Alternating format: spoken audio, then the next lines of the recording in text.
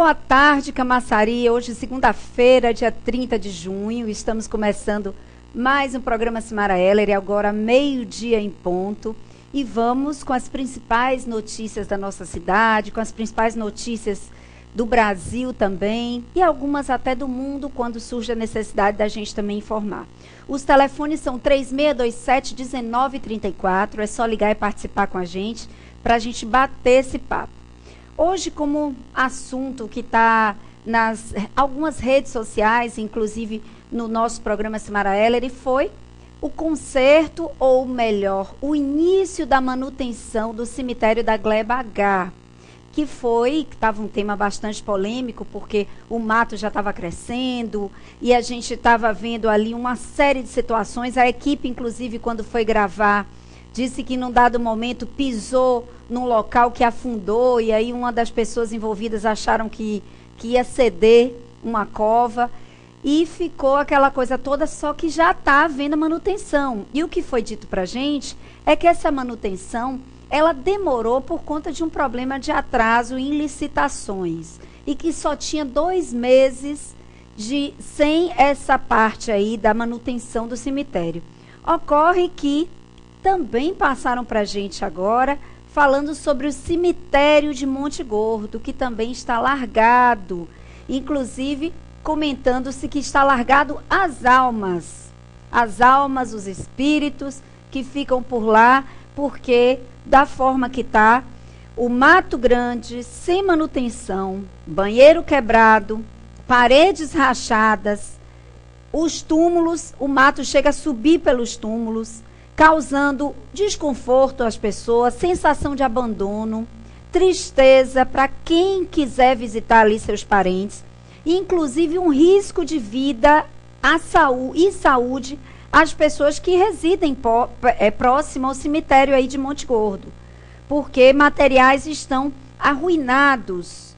A sensação de total abandono pode ser visto no local. Então, a gente acaba de dar uma notícia de que a Gleba H está sendo resolvido o problema da Gleba H, e a gente cai então no cemitério de Monte Gordo, que mandam e enviam para a gente agora uma série de comentários falando da situação.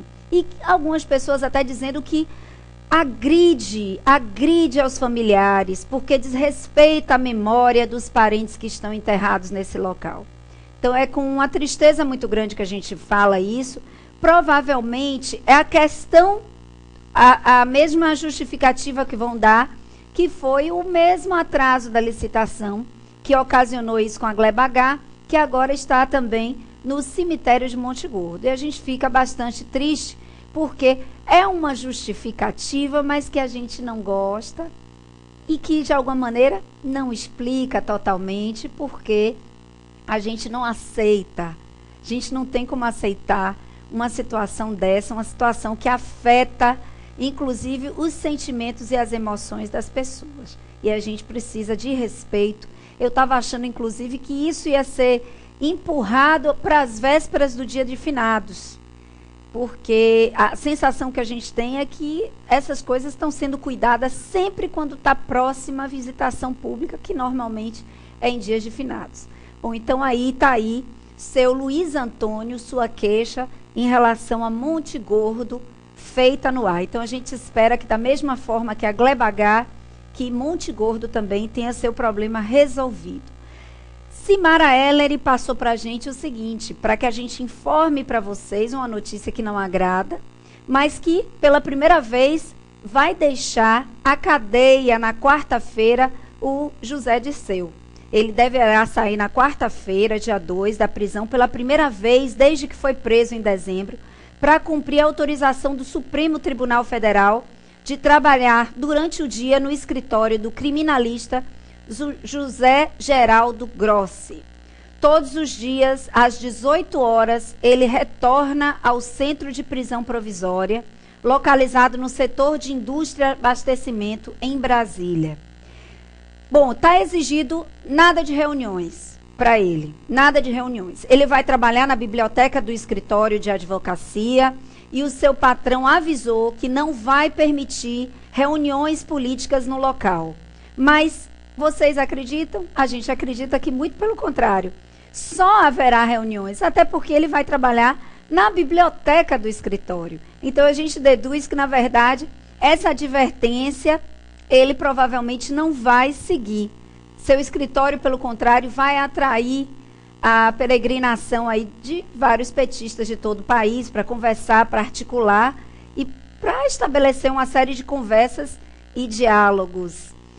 Essa é a questão. E aí a gente fica entristecido, porque a gente gostaria de ver realmente que se cumprisse, como todo cidadão comum cumpre suas penas de uma maneira aí correta, da maneira que a gente esperava ver, por conta da quantidade de pessoas aí que sofreram, inclusive, pelos desvios dessas verbas todas. É uma questão de justiça.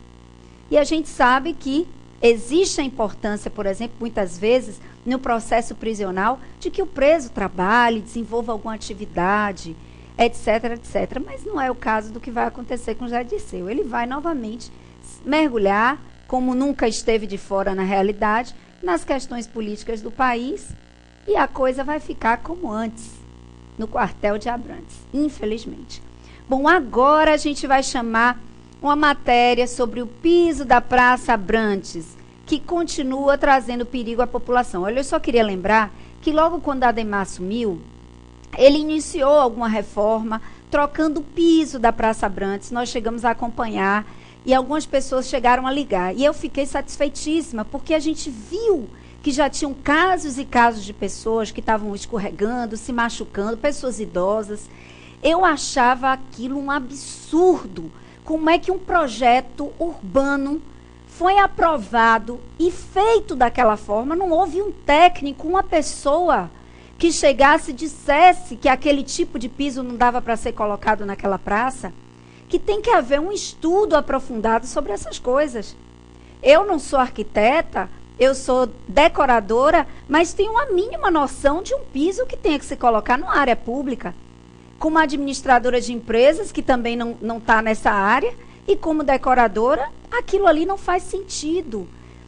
Infelizmente, continuou o problema. O piso não foi trocado como eu havia suposto, da forma, e substituído da forma que a gente também tinha imaginado, e continuam os problemas com relação ao piso escorregadio. Gente, é a mesma coisa da guia nos passeios para os cegos.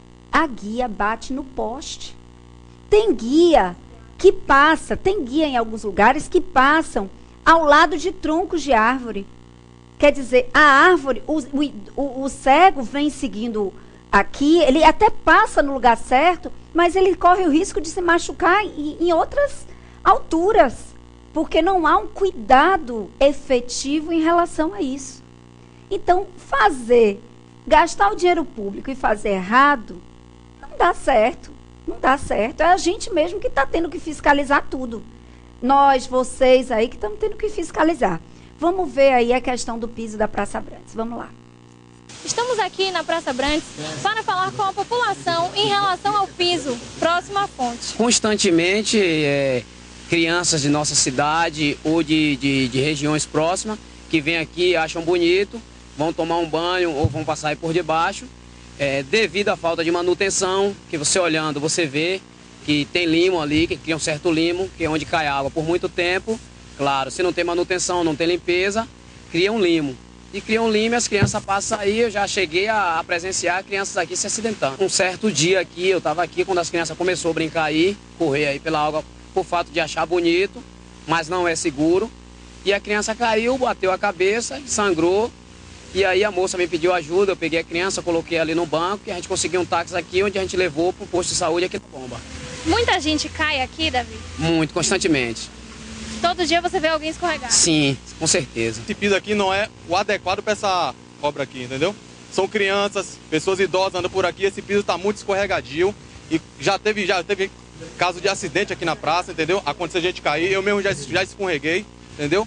Então tá muito perigoso. Eu queria as autoridades pedir aí para ver se tomam uma providência para ver se troca o piso dessa praça. Minha opinião é que esse piso deveria ser trocado porque muitas pessoas já sofreram algum acidente. Eu também já sofri acidentes, escorreguei. E isso é uma falta de consideração ao público, porque a Prefeitura de Camaçari poderia melhorar isso para que outras pessoas não sofressem coisas piores e que todas as pessoas pudessem passar ali, até cadeirantes, se alguém quisesse apreciar e tirar foto. Porque passar por ali realmente é muito perigoso e pode prejudicar muitas outras pessoas. Até quando a população de Camaçari vai precisar escorregar ao passar aqui pela Praça Brantes? O piso da praça não é o adequado. E existe um projeto na Câmara que já foi avaliado positivamente, que foi colocado pelo vereador João da Galinha, a respeito da troca do piso. Várias pessoas já sofreram, inclusive, fraturas por terem escorregado aqui nessa praça.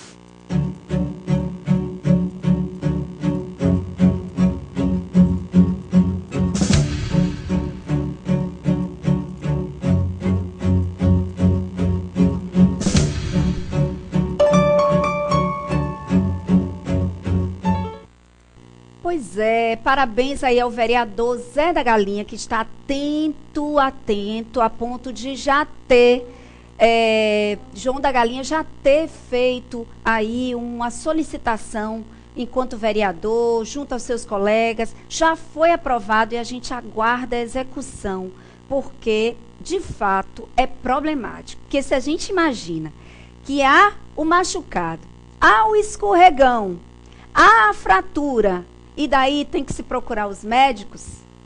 Primeiro, está saindo muito caro para o setor público, porque as pessoas vão acionar toda a questão aí da saúde por conta disso, né? Então, sairia muito mais barato para todos, inclusive para o próprio cidadão que se acidentou, né, que vai aí também deixar de trabalhar, deixar de produzir, deixar de ganhar, todo o transtorno da saúde e da vida. Então, sai muito mais fácil para todo mundo, mais simples, que haja um retorno, uma troca imediata desse piso que está gerando acidentes. É lindo, é uma praça bonita, é uma praça agradável, uma série de situações. A gente viu outro dia o pessoal ali do skate pedindo também algumas reformas por conta de quererem um local dentro das técnicas profissionais aí do skate para poder eles treinarem, até porque aqui em Camaçari tem gente que compete em termos de Nordeste.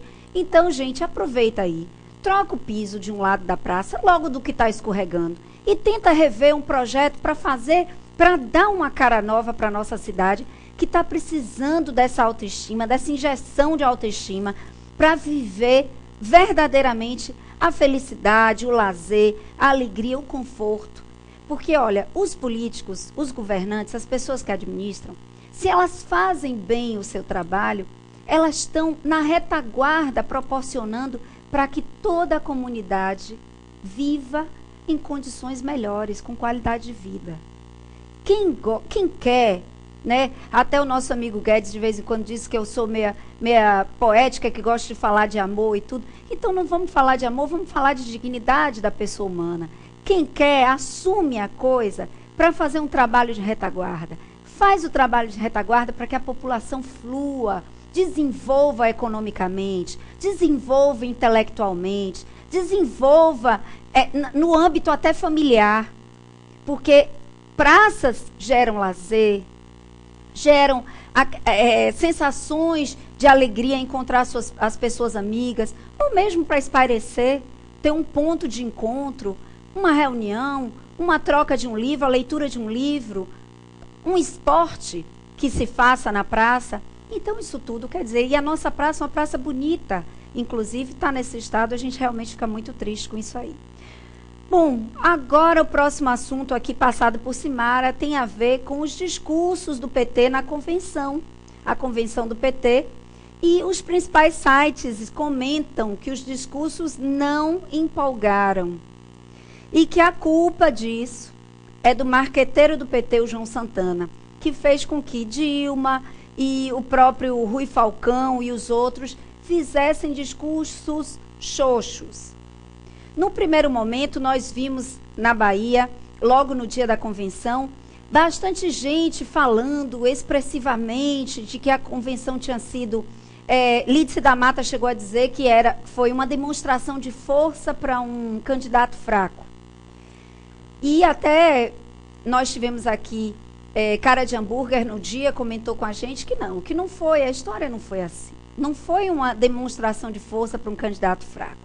Que, na verdade, o candidato tem um forte potencial e etc, etc. E a gente sabe que são as opiniões aí que a gente tem que ouvir, depois filtrar e tirar as nossas próprias conclusões. Ocorre que durante o final de semana, o que se teve foi uma enxurrada de críticas aos pronunciamentos. Alguns discursos foram considerados fracos, repetitivos e sem empolgação. O que foi dito de Rui é que ele fez o discurso com a cara fechada, sem simpatia. E disse que o candidato a governo, ele chegou a dizer, falar do tripé, educação, saúde e geração de emprego. Falou disso, dessa importância, mas não falou como fazer. Disse que ia montar uma rede de saúde e acompanhar de perto a qualidade do ensino. E disse que agradece ao ensino público, que foi onde ele, Rui Costa, estudou, até o local onde ele chegou agora como candidato. Então, ele agradece o ensino público e, portanto, pretende investir no ensino público. Esse questionamento, veja como tudo a gente tem que analisar. Está se comentando aqui que Rui Costa teve a fisionomia fechada ao fazer o seu discurso. E a gente filtra. O candidato da oposição também tem cara fechada. Paulo Souto também não dá risinhos e nem bate em ombros que ele não tem interesse de bater. Então, esse é um comentário que, com relação ao semblante de Rui, não faz diferença. O outro candidato também não é de muitos risinhos, não. Tem uma seriedade muito grande ao conceder entrevistas, ao ser questionado. Não mostra essa simpatia toda que estão querendo exigir que Rui Costa tenha. Esse é um ponto. Já o segundo ponto a respeito do discurso de Rui Costa, eu diria que, de certa maneira, aí sim, eu concordo com as críticas feitas. Porque se falar que precisa de saúde, educação e geração de emprego, isso é figurinha repetida. E figurinha repetida não completa álbum. Ninguém quer figurinha repetida. E isso realmente é uma crítica pertinente de que o discurso de Rui foi fraco. Porque falar dessas três coisas, todo mundo está careca de saber. Que a gente precisa de educação, saúde e geração de emprego. Agora, como fazer isso? Quem está na plateia gostaria de saber como. Não precisa ser o projeto definido para irritar as pessoas que estão presentes. Porque tem gente que é tão técnico que irrita a plateia com excesso de tecnicidade nas palavras, na forma com que fala. Não precisa disso, mas pelo menos ele dando mais ou menos uma estratégia. Olha, vamos investir na saúde, implantando, por exemplo, o turno inverso, o turno integral nas escolas, ou alguma coisa assim, a grosso modo, que empolgasse. Com relação à saúde pública, vamos tentar fazer tal, tal. Isso não houve só o óbvio. E assim mesmo, foi extremamente aplaudido, mesmo pelo óbvio. Com relação à questão agora do João Leão, que é vice de Rui, ele também esteve no palanque, aqui em Camaçari de Zé de Elísio, inclusive prometeu mundos e fundos para alavancar a campanha de Zé e trouxe só vento e desmoralizou o candidato. Então, o discurso dele, na verdade, não foi um discurso também que trouxesse nada de novo, trouxe uma empolgação, porque realmente ele fala muito bem, ele empolga, ele traz coisas que mexem com emoções, ele dá certezas, mesmo que depois não as cumpra, como fez no caso aqui com Camaçari. Já Otto Alencar, ele falou em suas bandeiras, ele falou em 3 bandeiras. Otto Alencar, foi interessante o discurso dele, ele trouxe a questão da reforma da Lei de Responsabilidade Fiscal, sobretudo no que toca à mudança do artigo 42 da Lei de Responsabilidade Fiscal e a composição do índice de pessoal. A segunda bandeira de Otto foi sobre a mudança do processo do Código Penal, que não dá mais para conviver com o Código Penal de 1940. Nós já temos uma defasagem aí de muitos anos em relação ao Código Penal. Veja que também o Código Civil de 2002 era o de 1916. Olhe quanto tempo, com a velocidade da vida atual, não dá para ficar tanto tempo sem observar as demandas sociais, sem fazer essa adaptação desse pluralismo que está surgindo e emergindo da sociedade. De fato, é também a segunda bandeira de Otto pressionar por esse Código Penal. A terceira bandeira é a reforma tributária, porque os municípios estão sem arrecadação. Então é importante porque Otto, pelo menos, trouxe aí propostas para aquilo que ele pretende em termos de Senado.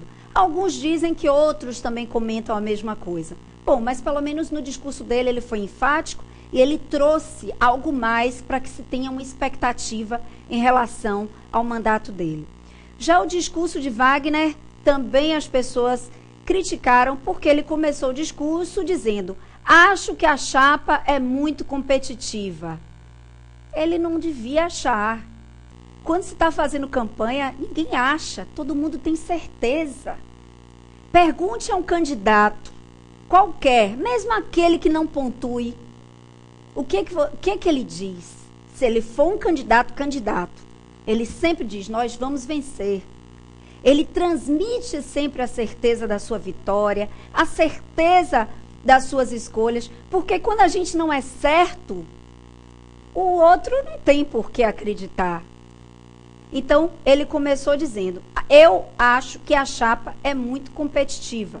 O nosso projeto tem muito serviço prestado à Bahia, agora é trabalhar, dialogar com o povo, conversar sem ofensas, apresentando argumento, apresentando trabalho realizado. Então, o único ponto aí que pegou foi em relação ao acho, que o governador Wagner deveria ter começado o discurso dele dizendo: tenho certeza ou acredito que essa chapa seja competitiva, algo que realmente trouxesse essa verdade visceral, que primeiro a gente tem que se convencer para poder convencer o outro. Isso é fato. Com relação a Lula, as pessoas também comentaram que ele não estava no seu melhor momento. Falou que comia contra filé e que agora quer comer filé. E isso não pegou bem, até porque a oposição fez logo uma correlação em referência ao próprio filho de Lula, que todos comentam, que está na Berlinda ultimamente, por conta de ser um dos sócios da Friboi, por conta de outras sociedades, por conta da modificação muito rápida de camada social que ele teve, de uma pessoa que trabalhava como ajudante num zoológico e hoje realmente é um grande empresário. Então, não ficou bem essa questão do contra filé para passar a comer filé. Então, Lula também não estava num bom momento. As pessoas, inclusive, comentam que Dilma, sim, pode chegar em Salvador, bater a mão no peito e dizer que está fazendo pela Bahia. Dilma, sim, que tem projetos e projetos em Camaçari. Vira e mexe, ela está aqui, vira e mexe, ela está na Bahia. Já Lula, em relação à Bahia, todo mundo tem aquela grande dorzinha de que, na verdade, ele transferiu todo o potencial para Pernambuco. E aí, até isso também foi questionado pela imprensa, dizendo que, mesmo as pessoas presentes, o carinho deve ser muito maior por Dilma do que pelo próprio Lula, porque em termos de dinheiro, em termos de foco para o desenvolvimento, Dilma tem trazido muito mais para a Bahia do que Lula trouxe. Porque Lula, na verdade, direcionou para Pernambuco. Na verdade, até construindo aí a questão do PSB, que a gente sabe, né? Que agora vai ter esse problema, porque ele deu tanta força para o Estado que aí construiu lá um novo ídolo dentro do Estado de Pernambuco. Que, de certa maneira, é um pouco de tiro no pé. Com relação a Dilma, mas antes de Dilma, a gente atende um telefonema, tá ok? Alô, quem fala? Alô, bom dia. Aqui é Tarcísio da Lama Preta. Certo, seja bem-vindo. Olha, eu gostaria de falar com você, programa Cimaraela, Isso. com relação ali a Radial-A, tem a ponte, próximo à placa onde foi inaugurado a nova ponte de Camaçari, na Radial-A. Sim. Onde um fluxo de mato que está vindo esgoto, está subiu o corrimão da ponte e já está pista ali, ó. Aí eu gostaria que você filmasse aquela situação terrível, certo, onde tem um número de mato muito grande, e tem pedido de água passar para que não venha ter o quê? Nas ruas e nas casas das pessoas aqui próximas. certo. Então eu gostaria que vocês, pelo amor de Deus, gravassem aquela situação de um mato, está vindo dentro do esgoto, Já está subindo ali, o corrimão, já chegando no meio da pista ali, ó. Próximo à placa, onde tem ali, onde foi inaugurada a nova ponte da Rádio Jauá. Próxima placa, não é isso? Ó, a equipe aqui já anotou tudo, eu também anotei uma parte que você falou. Fique tranquilo que a gente vai trazer essas imagens aí para você, tá ok? E aí a gente amplia esse debate. Muito obrigado, porque dessa maneira a gente consegue direcionar melhor aqui a estrutura, inclusive do município, né? Porque se o pessoal não está fiscalizando, a comunidade fiscaliza, o programa fiscaliza e a gente faz essa parceria aí com vocês para melhorar a nossa cidade. Bom, com relação a Dilma, ela disse que o Rui, o João Leão e o Otto Alencar têm todas as credenciais para garantir que as realizações do governador Jacques Wagner continuem e avancem.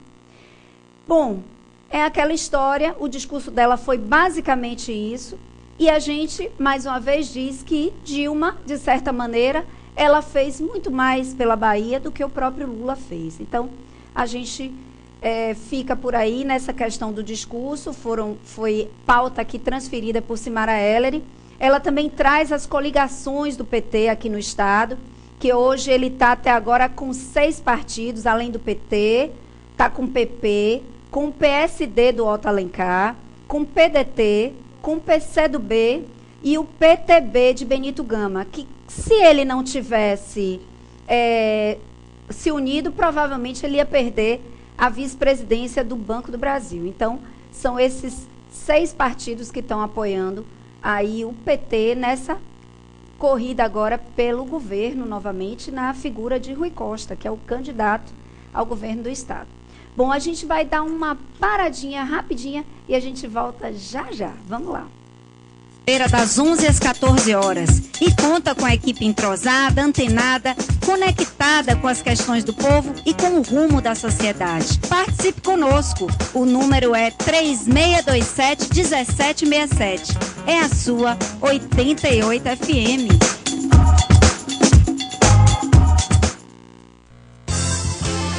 Coastac, 31 anos atendendo a comunidade de Camaçari.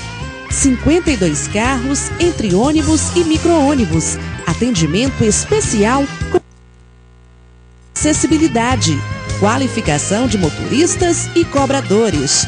Coastac, genuinamente camaçariense. Nasceu para brilhar. Telefone 3621-5245.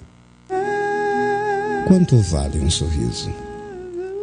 Quanto vale um olhar de esperança? Quanto vale uma família? Quanto vale a vontade de estar vivo? O Hospital Aristides Maltês está correndo o risco de acabar. Seja um cidadão solidário. Ajude o Hospital Aristides Maltês. Acesse o site. Obrigado.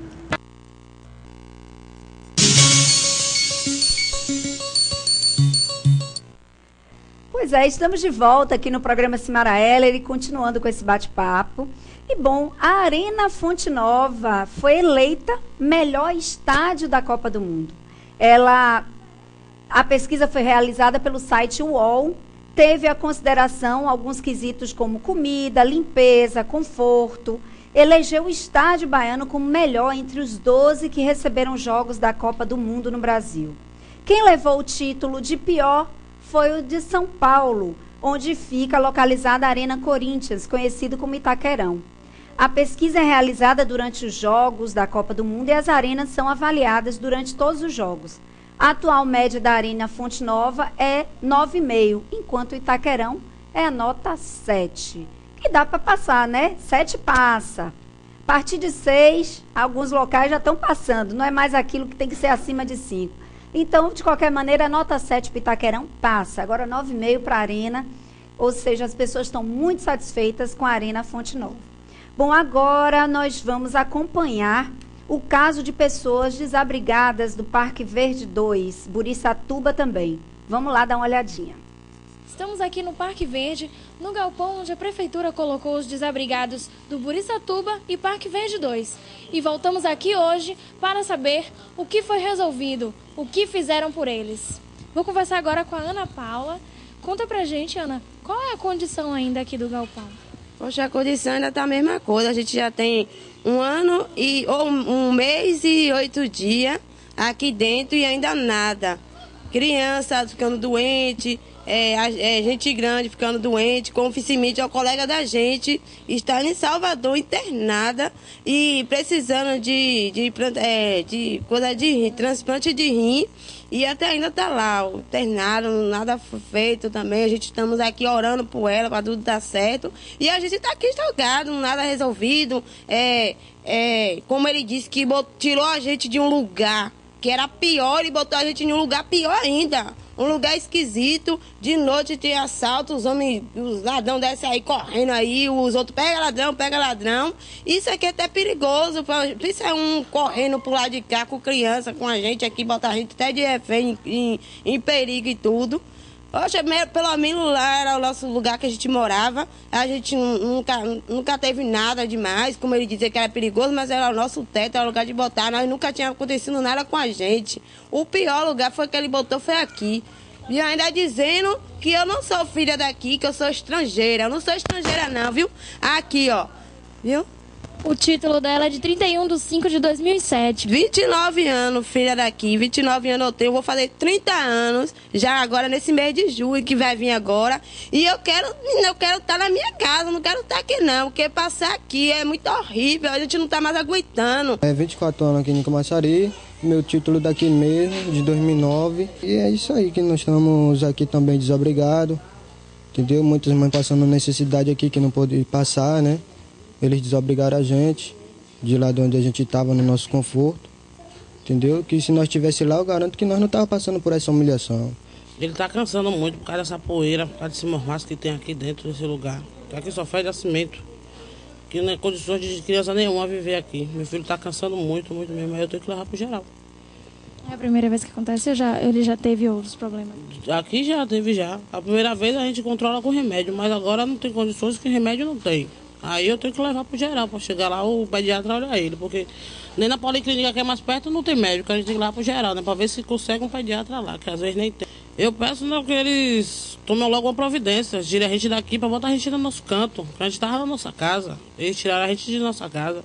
E lá meu filho não ficava assim, mesmo sendo morado de beira de rio, mas não ficava desse jeito que está aqui. A gente está morando nessa comunidade aqui, onde eles botaram a gente aqui, nós estamos vivendo assim, ó. Como vocês mesmo acabaram de filmar e registrar, entendeu?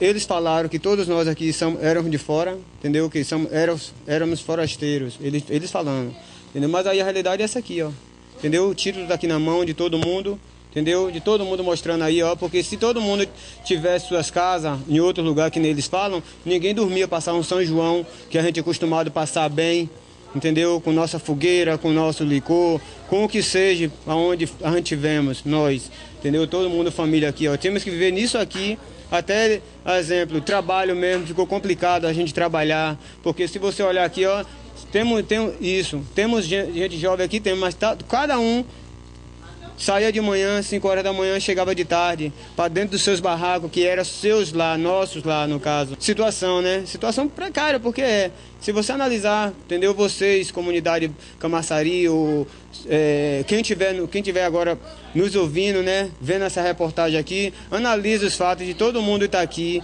nesse galpão, que eles dizem que é uma casa, nesse galpão, para olhar essa geladeira, tá nessas condições aqui, ó. Entendeu? Cadê carne? Cadê alimentação? Cadê frutas para as crianças? Olha o tanto de criança que tem aqui, ó, nesse galpão. Olha isso aqui, ó. Cadê as panelas? Olha o fogão, uma hora dessa, para estar nas condições dessa. Entendeu? Olha isso aqui, ó. Isso aqui, prefeito, ou que seja, que nesse órgão aí que está mexendo com essa situação, ó, todo mundo está pedindo solução, que nós não aguentamos mais viver nisso. Entendeu? Dê um jeito, prefeito, secretário, entendeu? Fale com quem for, para tirar esse povo aqui dessas condições, ó. Então, nós vimos aqui a presença de um carro-pipa. Quando nada é defesa civil, tá nota 10, nota 100, entendeu? Porque tá vindo aqui dando apoio a gente, porque limparam tudo, deixaram tudo organizado. Parabéns para a defesa civil, entendeu? Aí eu quero deixar bem claro aqui também umas pessoas que deram a força a gente quando estava na prefeitura, que a gente não pôde nem procurar mais essas pessoas, porque no caso não foi a gente que procurou, eles que chegaram para dar nosso apoio. A STT, que deu alimentação, fralda, Deram o mesmo de coisa às crianças que estavam necessitadas, que estavam mesmo, ainda está, né, na verdade, que falta descartável para as crianças, leite, principalmente, para fazer mingau, essas coisas. As crianças aqui adoecendo, entendeu? Porque isso aqui, ó, você está vendo na hora dessa, tá um calorzinho, não tá? Mas de noite isso aqui faz frio por causa daquela brecha que tá ali, ó. Pode mostrar depois ali, ó, no portão ali, ó. É um frio desgramado que os pessoal sente aqui, ó, entendeu? Uma criança foi agora, isso, bem deixar bem claro, entendeu? Porque tem umas pessoas idosas que não tá nem às vezes podendo ficar aqui, porque sente, ó, o corpo não aguenta mais, resfriadade, tudo isso aí. Isso aí vocês têm que ver, autoridades, entendeu? Dá uma solução para esse povo carente. Pois é, gente, essa matéria é uma matéria longa, mostrando o que a gente está acompanhando. E como foi dito aí da matéria, agradecendo o STT, que teve aí também consideração, cuidados e respeito com eles. Também a Defesa Civil que está chegando, que está gerando manutenção.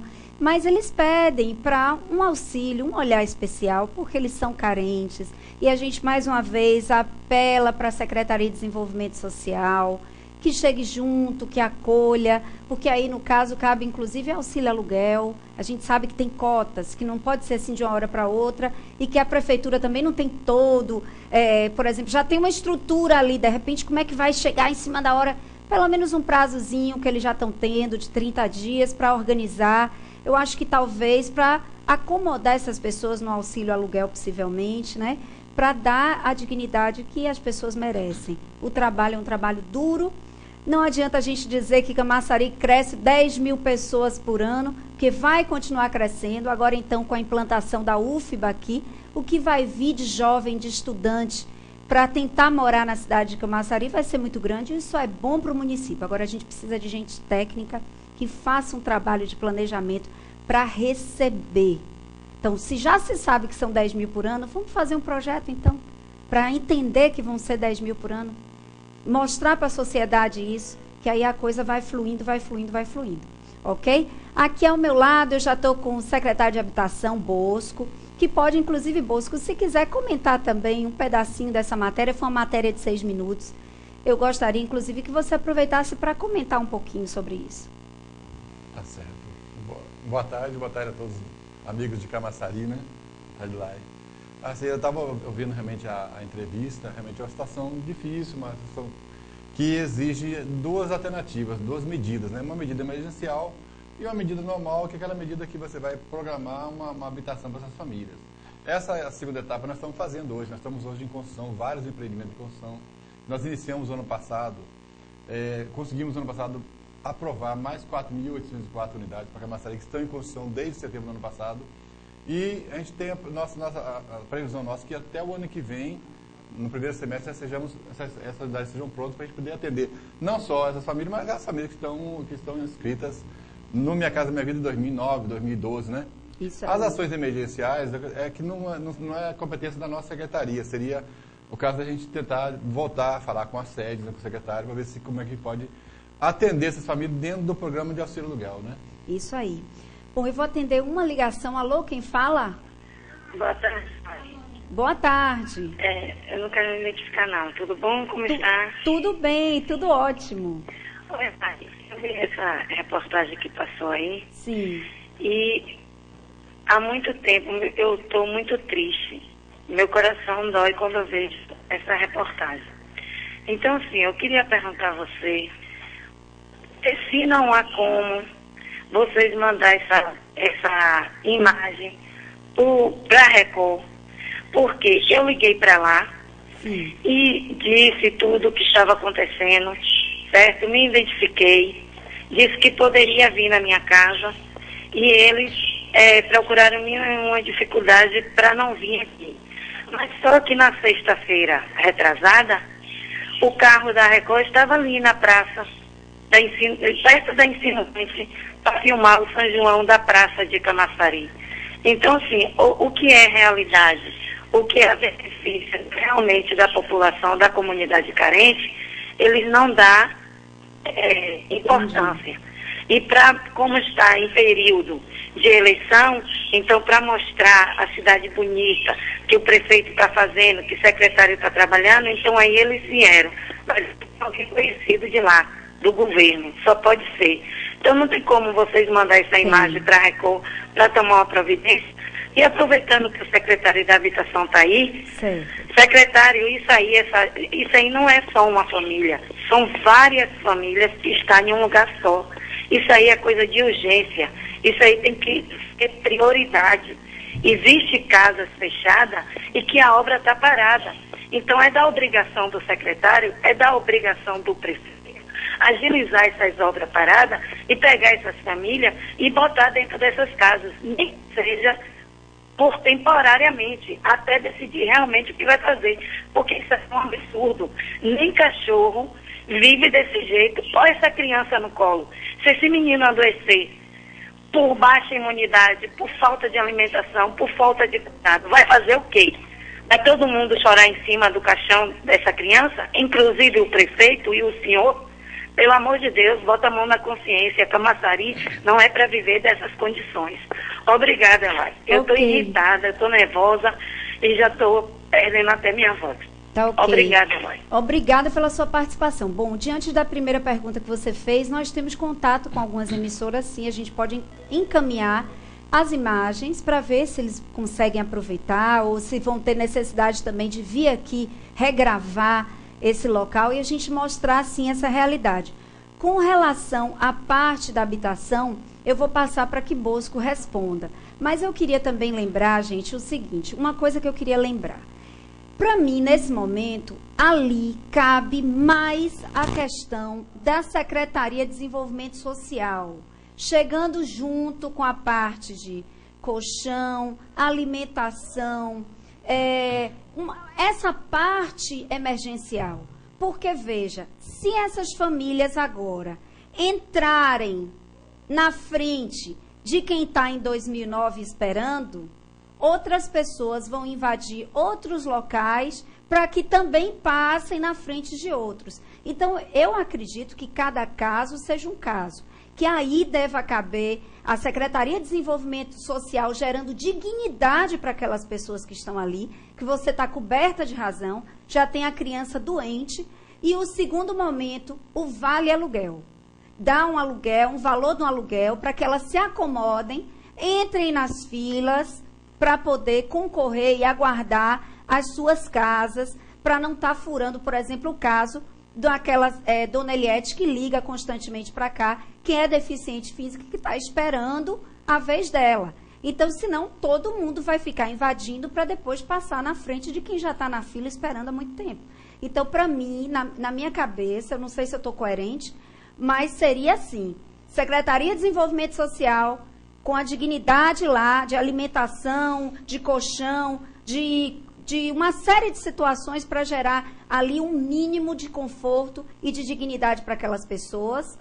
E segundo ponto, o vale aluguel, que também é concedido por essa secretaria, para que essas pessoas possam ir para suas devidas moradias enquanto aguardarem a questão da casa efetivamente sendo dada.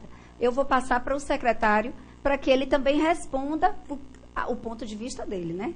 Ok? Vamos lá. Eu gostaria de falar assim, as casas que estão ainda vazias, algumas casas que não foram entregues, foram casas de pessoas que já foram sorteadas, já foram contempladas, que tinham problema de CPF, ou tinham alguma denúncia que teve que ser apurada, mas a maioria é questão de documentação. Então não tem como você retirar de uma família uma casa que ela está esperando receber por causa de um documento e passar para outra pessoa. Então aquela pessoa também vai ficar frustrada, aquela família também precisa. Então não é por aí o caminho. O caminho nós estamos trilhando esse caminho, construindo novas habitações, ofertando novas habitações que vão ser entregues. Agora, o imediato, a emergência, tem que ser tomada medidas emergenciais, que são, no caso, o auxílio aluguel, o auxílio de alimentos, essas coisas que tem que fazer, colchões. Esse é o emergencial enquanto aguarda o momento de receber sua casa pelas que estão sendo construídas, né? Eu recebi uma informação aqui agora da Adriana, dizendo que eles não aceitam receber o vale aluguel. E aí, como é que ficaria, então, secretário? O auxílio aluguel? Que eles não aceitam receber o auxílio aluguel. Estão dizendo que não querem o auxílio aluguel, que querem uma moradia definitiva. Pois aí mas veja o seguinte, para dar a casa definitiva para ela, a casa tem que estar pronta. Hoje as casas estão em construção, não tem nenhuma casa hoje que esteja pronta. As que estão dizendo que estão vazias, que não foram entregues, são casas que as pessoas têm problema de documentação que estamos resolvendo. Então, nós não temos hoje casa nenhuma disponível para atendê-las de imediato. Nós podemos atender à medida que essas casas foram sendo construídas, foram sendo complementadas, terminadas, e a nossa previsão é que seja no primeiro semestre do ano que vem. Isso aí. Vamos atender uma outra ligação. Alô, quem fala? Boa tarde. Boa tarde. Seja bem-vinda, Evanilda, né? Isso. Pronto. Eu gostaria de saber do secretário quando realmente vai acontecer as novas inscrições e quem realmente precisa, porque eu moro na Camaçari há 30 anos, tenho 2 filhos e moro com minha ex-sogra, que ela está fazendo um favor para mim. Ok, obrigada pela sua participação, Evanilda. Bosco, a palavra está com você. Olha, eu vejo o seguinte, novas inscrições, elas vão acontecer à medida que a gente for aprovando novos empreendimentos. Hoje nós temos 22 mil pessoas inscritas, fora a minha casa, fora o Rio Camaçari, que dá mais quase 3 mil. São 25 mil. Mas, voltando aqui, só quem está inscrito, são 22 mil pessoas inscritas.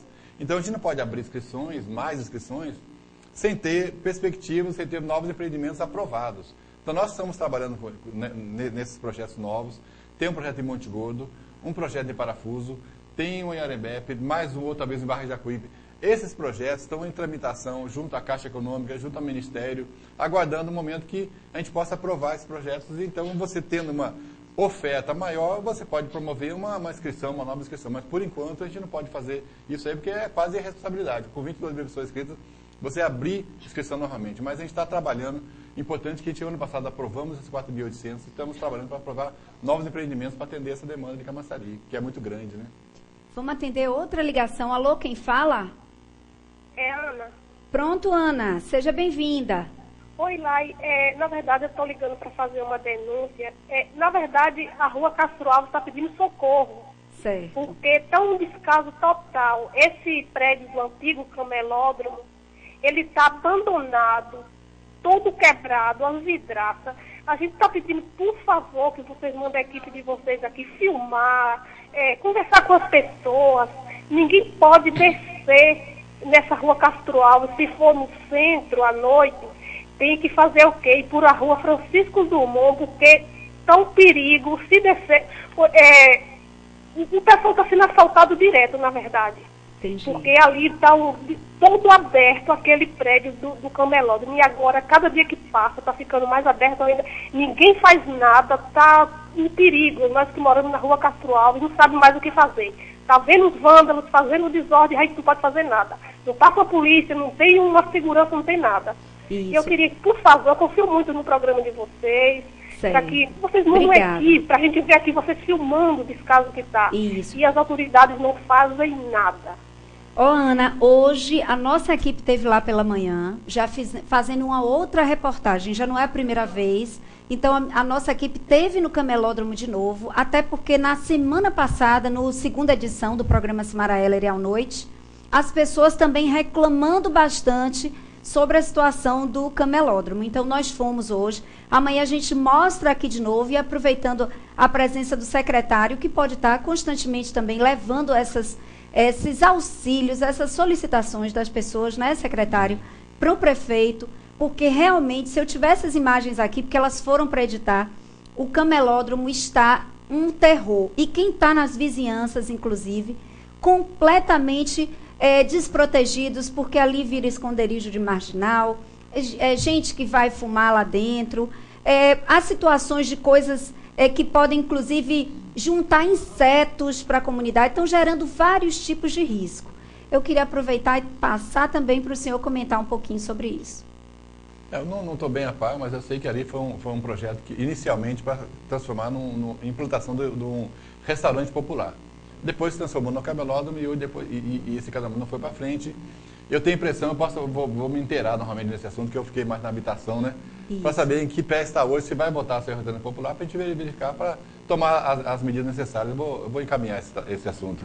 Secretário, eu queria até fazer agora uma pergunta para o senhor, que não é o senhor que tem que responder, portanto, se quiser, não responda. Mas o que se comenta, a oposição comenta, inclusive, é que essa verba do restaurante popular já chegou há anos atrás para o município de Camaçari e o restaurante não foi implantado. O senhor saberia dizer alguma coisa sobre isso? Não estou a par totalmente. Eu sei que lá, há vários anos atrás, eu ajudei, trabalhei lá na implantação da cozinha industrial. Eu que acompanhei aquelas obras, da cozinha industrial. De lá para cá, eu fiquei em outros setores, fui para saúde, educação, habitação, mas não acompanhei mais esse projeto, não sei dizer exatamente em que pé está. Por isso eu tenho que me inteirar novamente para poder saber te dar uma resposta melhor. Olha aí, ó, a equipe foi bem rápida hoje, acabou trazendo as imagens, algumas imagens rápidas aí. Se der para voltar, Louro, um pedacinho para a gente ver a situação, que é por isso que as pessoas estão reclamando de bicho, de inseto, tudo abandonado, tudo largado, água empoçada. Então, tem que tomar uma providência, porque quem está convivendo com um ambiente desse, ao lado de um ambiente desse, além de ser esconderijo de marginal, de tudo que ali... Você viu ela dizendo que ela tem que desviar para ir pela outra rua, com medo de passar por ali. Então, realmente, você viu ali alguns equipamentos aí da cozinha industrial, você está vendo aqui, né? Então ainda existe lá. E coisas, até algumas coisas caras, que a gente tiver que comprar. Estão dizendo que roubaram tudo. Se o governo, se a gente, né? Eu dizendo a gente em termos de governo, mesmo eu sendo povo, mas que o dinheiro é do povo, de certa maneira, ter que comprar tudo de novo. Você viu que tinha panela ali no meio, né? Janelas, etc. Isso, janelas danificadas, coisas caras. Eu vi um forno, passou um forno ali, ó.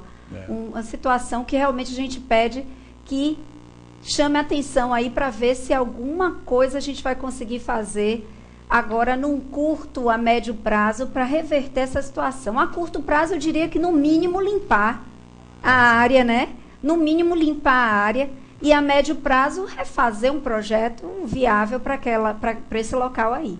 Eu fico no compromisso de me inteirar do assunto e depois trazer essa informação para você. Ok. Olha, Bosco é uma pessoa que, nesse ponto, está aqui todo mês com a gente, é secretário, tem um relacionamento bom com a prefeitura, com o prefeito, é escutado pelo prefeito. Então, a gente aproveita a sua vinda, Bosco, para poder passar, mesmo não sendo a sua área, como a pergunta que eu fiz agora há pouco. Eu sei que não é a sua área, não é você que tem que responder por isso. Quem teria que responder, inclusive, a administração anterior, não é nem o próprio Ademar, sobre se a verba veio ou se não veio para a construção do restaurante popular, porque tem gente que mostra até o diário oficial, mostra documentação como o dinheiro realmente tendo entrado no município. Deixa eu te explicar rapidinho essa questão da verba. Veja o seguinte, existe duas coisas. Uma coisa é um projeto, é um orçamento que está destinado para fazer determinado objeto, como uma obra. Mas esse recurso só é liberado a partir do momento que essa obra é executada. É igual ao Rio Camaçari. Nós temos lá o recurso. Só que o recurso só é liberado a partir que você faz... Bom, eu construí esse pedaço de via aqui, 100 metros de via. Bom, faz a medição aqui, 100 metros de via, as fotografias, tudo, e manda para a Caixa libera aqueles 100 metros. O recurso está lá, mas só é liberado para a empresa... Então não significa que chegou na conta da prefeitura. Isso está na conta vinculada, que fica na Caixa Econômica, vinculada à Caixa Econômica. Aí... conta vinculada à prefeitura, à Caixa. Isso. Vai executando, vai liberando as parcelas que forem sendo executadas. Entendi. Olha, importantíssima essa explicação. Muitas vezes o dinheiro chegou, mas o dinheiro está no banco e não se tem acesso ao dinheiro até que se vá provando que está sendo executado. Isso. Então, a gente já fica um pouco mais tranquilo em relação a isso. Aguardando na linha? Sim. Eu vou atender mais uma pessoa. Alô, quem fala? Alô, boa tarde. Boa tarde. É Cristina aqui do trecho 8, tudo bom? Tudo bem, Cristina. Seja bem-vinda. Obrigada. Querida, eu gostaria de perguntar ao secretário Bosco, sim, com relação ao projeto daqui do Rio, quem é para indenização referente ao trecho 8? Quando é que vai começar essas indenizações? Se ele tem uma previsão, se ainda é esse ano, se o PT perder, esse projeto vai continuar? Ok, ótimas perguntas. Obrigada pela sua participação. Pronto, Bosco. Não, Marina, né? Cristina, veja que nós estamos vindo de Jusante para Monteiro, da Foz do Rio para Nascente, né? Nós estamos no trecho 11, que é Burissatuba. Estamos no trecho 10 também, que chega aqui já no fundo da casa de Ferreira ali, né? Chegando na Avenida Camaçari, que já chega ali ao 9. Então nós estamos terminando a indenização do 11, terminando o 10, começando agora o 9, e de imediato a gente começa o 8, que é exatamente o dela. E eu acho não, nós temos que fazer isso esse semestre, que o prazo da obra está caminhando, é rápido, e nós temos obrigação de fazer isso. A questão, são duas questões. Uma questão Nesse semestre agora, segundo segundo semestre de exatamente. 2014, que ela pediu uma previsão. Será que sai até o final do ano? Então, vai sair, não é isso, Porque eu Bosco? tenho o prazo da obra que está em execução. Eu não posso paralisar uma obra, porque eu só tenho obra a partir do momento que eu retiro as famílias e desocupo as áreas. Aí a obra adianta. Então, eu tenho que acelerar essa questão das indenizações, senão não existem obras. E o cronograma da obra está passando, né? Então, eu tenho que obrigação. Nós estamos, a prefeitura está captando recurso, que é a questão também de recurso, né? Que é muito alto o valor. Então, nós está captando um recurso chamado CEPAC, é um recurso do próprio PAC, para financiar a contrapartida, que é do município. Então, esse recurso já foi aprovado a lei pela Câmara. Houve um probleminha de alteração da lei, que faltou na parte descritiva, faltava uma palavra, mas já foi aprovado pela Câmara. Estão mandando de volta para a Caixa Econômica, para o Banco Central, para aprovar. Ele aprovando, esse recurso vem e a gente acelera as indenizações e aí a gente executa a obra. Independente de eleição, porque esse é um contrato da Prefeitura com o Governo Federal. Isso. Né? Então, essa obra ela vai prosseguir, não, ela prossegue. Olha, mais uma pergunta interessante feita pela Cristina e uma resposta também honesta, porque se fosse um secretário político, teria que dizer, não, era melhor que o PT continuasse, mas não, ele disse que independente... Não, uma verba do governo federal com a prefeitura. prefeitura. É lógico então, que facilita você estando com tendo um grupo político à frente nas diversas esferas, realmente facilita bastante todo o fluxo de documentação, isso aí a gente tem que trabalhar em cima disso. Por isso que vieram esse recurso para cá. Porque você tem essa canalização, você tem essa facilidade de ter no mesmo projeto político nas três esferas, municipal, estadual e federal. Então isso aí realmente facilita e tem ajudado bastante Camaçari, né? Isso é inegável. Agora, é um contrato prefeitura com a Caixa Governo Federal. Então fique tranquila que deverá sair e de qualquer maneira independe da questão aí de continuar ou não no governo, tá bom? Vou atender outra ligação. Alô, quem fala? Bom dia, Liliane. Pronto, seja bem-vinda. Eu moro aqui na Gleba Bay, só que meu pai, ele mora ali naquele trecho ali do Rio Camaçari, ali próximo à Chácara dos Padres. Sim. Então, em fevereiro de 2013, eu fui com ele até a Secretaria de Habitação e a gente entregou toda a documentação. E ficou previsto de sair a casa e tudo, mas até o momento não saiu. Inclusive, já foi feita a revitalização daquela parte, ali daquela área, mas até onde a gente sabe, ele ainda não recebeu mais nenhuma informação da Secretaria de Habitação, se ele ainda se ele vai receber outra moradia, ou se ele vai ser indenizado. A gente não sabe mais a quem procurar, nem aonde ir.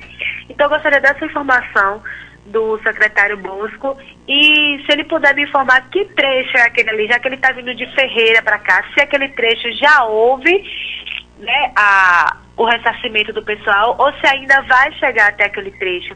Fica ali próximo à Chácara dos Padres. Ok, obrigada pela sua participação. Pergunta 3, boa né? Sua, porque a gente também tem lá uma casa que também entrou num trecho da gente e que a gente também precisa saber dessa questão da indenização. Então, vamos lá. Ali é trecho 3, né, do Rio Camaçari, mas da mesma forma que eu falei do trecho 8 e o 9, que nós estamos aguardando esse recurso do CEPAC, ali também ele entra nessa mesma perspectiva, né? Nós vamos iniciar, nós estamos inclusive contratando uma nova empresa para fazer as avaliações de imóveis. Acho que essa semana que vem vamos estar emitindo ordem de serviço, para que ela acelere, agilize essa questão dos processos. Eu tenho que preparar para cada caso um processo de indenização. E temos uma empresa que faça isso, aí vai agilizar para a gente estar na mesma sequência, na mesma velocidade. Tem que estar na velocidade dos processos, então, das indenizações. Então não saiu ainda a indenização daquele trecho é o 3, não é isso, Bosco? Então ainda não saiu, mas a quem que ela deve procurar? Deixa eu falar um negocinho. São vários rios, né? Esse rio, trecho 3, do trecho 1 ao trecho 12, é o rio Camaçari, tá certo? Então, o rio Camaçari, nós fizemos obra aqui no trecho 6 e 7, né? Estamos hoje no 10 e o 11, no 3 e o 4, no 5 foi iniciado, que é no fundo da feira, né? Então, esse rio Camaçari, ele tem que ter uma coisa chamada funcionalidade.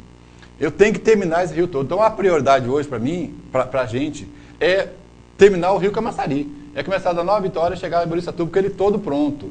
Essa é a prioridade 01. Lógico que entra aquele rio Pedreira, que é ali do Nova Vitória, que é o trecho 3.3, que também faz parte. Depois que terminar esse aqui, que der funcionalidade, a gente vai partir para outros rios, que é o Piaçaveira, Mandu, etc. Mas hoje a prioridade toda, que entrar esse recurso é indenizar todo o rio Camaçari, o trecho 5, o trecho 4, esse trecho 3, né? O 8 e o 9 que estão faltando e a gente completa o rio Camaçari. Ok. Bosco, a gente está chegando ao finalzinho do nosso programa. Eu queria só suas considerações finais para a gente encerrar. As considerações finais é agradecer a você, agradecer ao povo por essa paciência, estar sempre suportando a gente estar aqui, né? Mas a gente tem a obrigação de vir aqui falar com vocês, né? E dizer que sempre nós estamos trabalhando, vamos estar amanhã viajando também para Brasília, para resolver novamente questões do Rio Camaçari. Semana passada estivemos com o prefeito na Embasa, isso foi importante dizer isso, né? Estivemos com o prefeito na Embasa semana passada, para resolver questões de viabilidade de água, para tentar aprovar novos projetos para Camaçari. Na pauta da semana passada na Embasa estava o projeto Minha Casa Minha Vida de Monte Gordo, é um projeto importante, o projeto de Parafuso. Então nós estamos trabalhando para poder aprovar novos projetos e a gente continuar atendendo essa demanda inscrita, essas pessoas que estão inscritas em Camaçari, para poder a gente consegue atender. Mas é um passo a passo, é um dia a dia que nós vamos construindo e vamos chegar lá com certeza. Bom, é isso aí. Para você que nos acompanha, muito obrigado por estar com você agora nesse momento. E eu vou te aguardar no programa Cimarela de segunda edição, que está indo ao ar, ao vivo às 19 horas, tá bom? Então, até lá. Tchau, tchau.